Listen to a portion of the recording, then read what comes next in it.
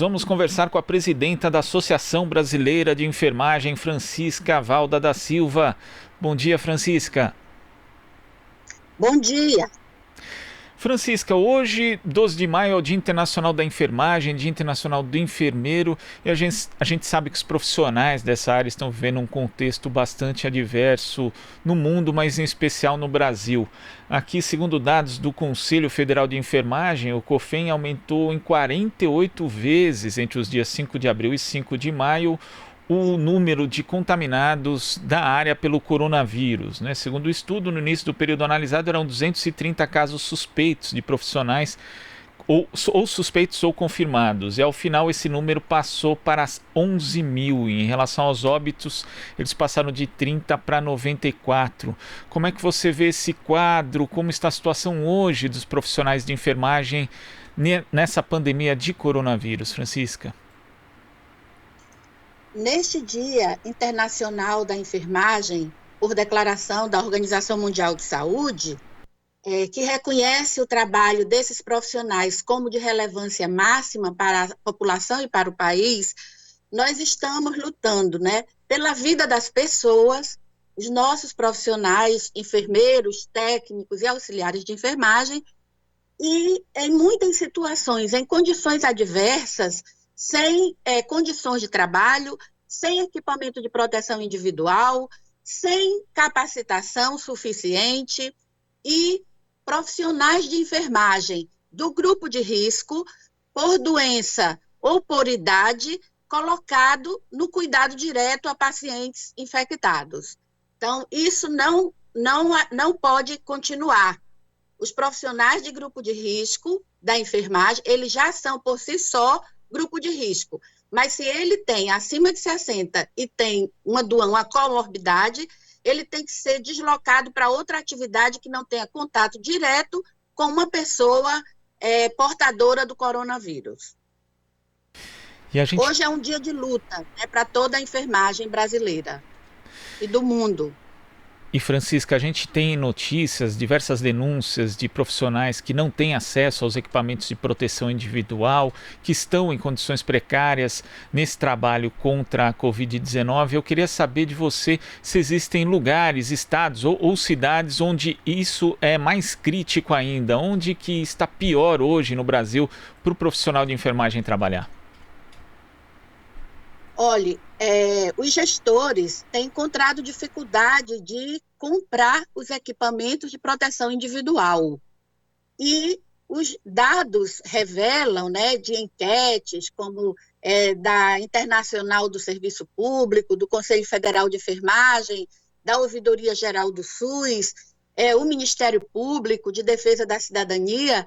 Então, tem recebido muitas denúncias da falta de equipamentos e de equipamentos sem a qualidade devida, né?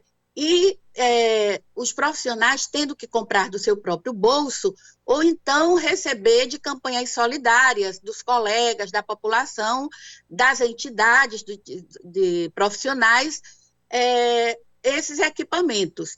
Não está sendo garantido para todos. O que tem mais garantido é o álcool gel e a luva, mas a máscara, óculos, o capote, né, o avental, né, que protege também quem está no cuidado direto, esses equipamentos eles estão racionados, né, porque o gestor chega ao ponto de dizer assim, reutilize, você pode continuar além da hora prevista no protocolo, você pode lavar e reutilizar.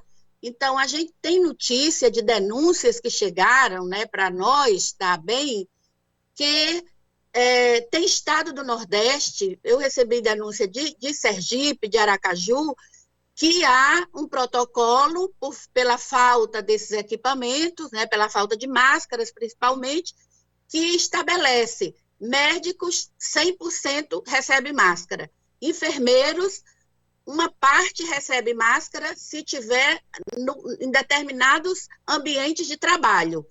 E auxiliares e técnicos não está garantido máscara, tá? Então, o que a gente tem hoje, né? nesses números que você deu, de 168 mil casos confirmados no Brasil, esse crescimento exponencial, e mais de 11 mil óbitos, né, nesses 168 mil, nós temos 98 profissionais de enfermagem que foram a óbito.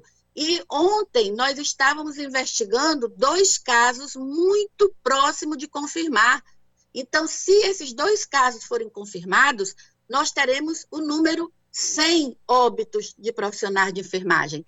Mortes evitáveis, não é morte natural. Isso é bom destacar, né? São mortes decorrentes de negligência. E agora a gente chama para conversa a Marilu Cabanhas. Oi, Marilu. Oi, Glauco. Bom dia, Francisca. Bom dia, Marilu. Francisca, e a gente está vendo aqui, o índice é grande, né, de mortos no setor de enfermagem. Agora, quem está sofrendo, inclusive, mais são as mulheres, né, já que a categoria é formada, né, em sua grande parte por mulheres, né, Francisca? Exatamente. No Brasil, a Fiocruz, numa pesquisa promovida pelo Conselho Federal de Enfermagem e pela ABEM, pelas demais organizações da enfermagem, identificou que 85% era de mulheres, né, entre os profissionais da área de enfermagem no Brasil. E dentre esses óbitos, né, 98 colegas nossos que perderam a vida, suas famílias perderam seus entes queridos, 67% desses óbitos são mulheres. Agora, Francisca, em relação aos outros países, né, enfim, como Itália, Espanha, Estados Unidos, em relação ao número de mortos, né, nesse setor de enfermagem, o Brasil já está passando muitos deles, não é isso, Francisca?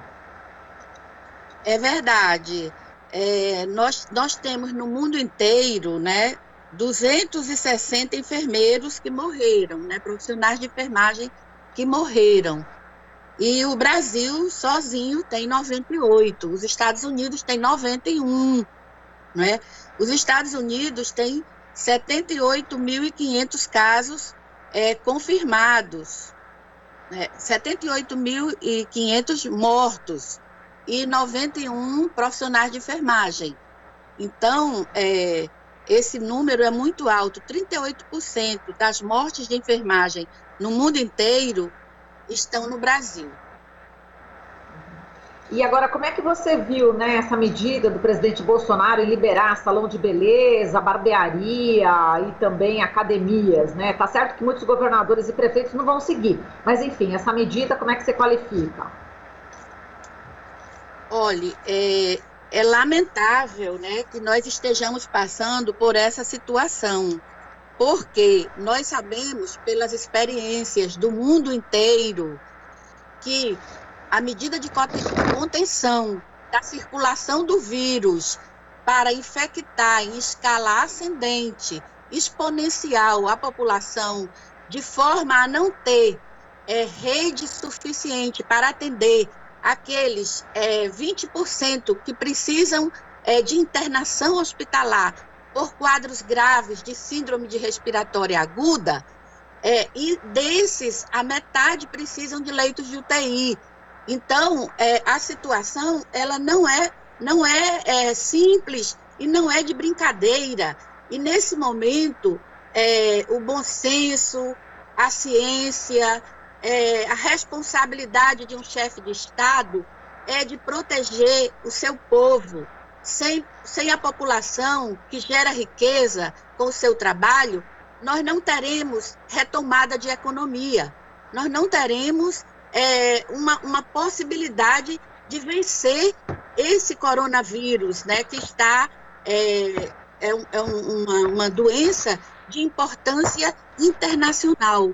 Então, a situação é tão grave que nos lugares onde os prefeitos não têm seguido o distanciamento social, não tem tentado relaxar, que eles chamam, né, fazer distanciamento social seletivo, vertical, né, só para idosos, então, sem observar a realidade, sem conversar com a realidade, o vírus, quando ele começa a se alastrar no Brasil, a infecção sustentada aqui no nosso país, ele atingia mais idosos, mas o comportamento do vírus foi chegando, né, e a infectar as periferias das grandes cidades, as favelas, os locais onde as pessoas não têm saneamento básico, não têm água, não têm suficiente, o Estado não chega em forma suficiente lá.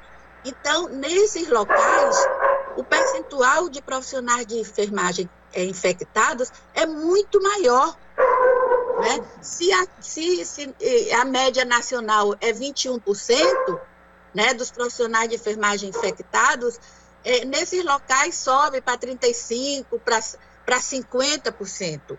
Então, os profissionais que estão comprometidos com a população na linha de frente, tentando ajudar as pessoas a recuperar a sua saúde e a evitar óbitos, sabe, salvar vidas, eles precisam da solidariedade do povo brasileiro em cumprir o distanciamento social, e eles precisam da responsabilidade dos seus governantes em proteger esses profissionais de saúde, que são o grupo de maior risco dentre todos os demais grupos. E nós sabemos que hoje a infecção está chegando em outras faixas etárias, sabe? Porque a população de classes médias altas dos bairros nobres é envelhecida, como a Europa, mas a população da periferia é uma população jovem. Então, é por isso que o vírus está hoje chegando em faixas etárias de 25, 18 anos de idade e sem comorbidade.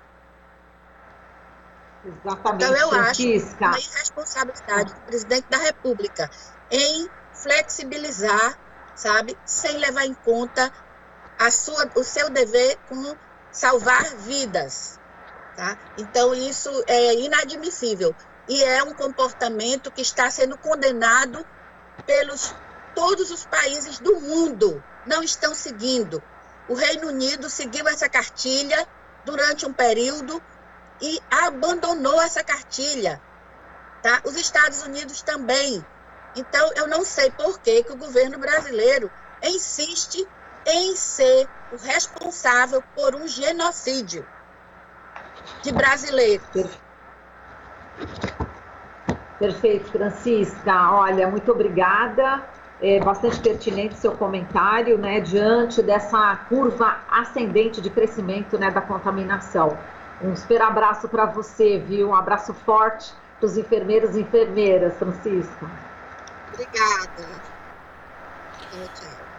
Conversamos aqui com a presidenta da Associação Brasileira de Enfermagem, Francisca Valda da Silva.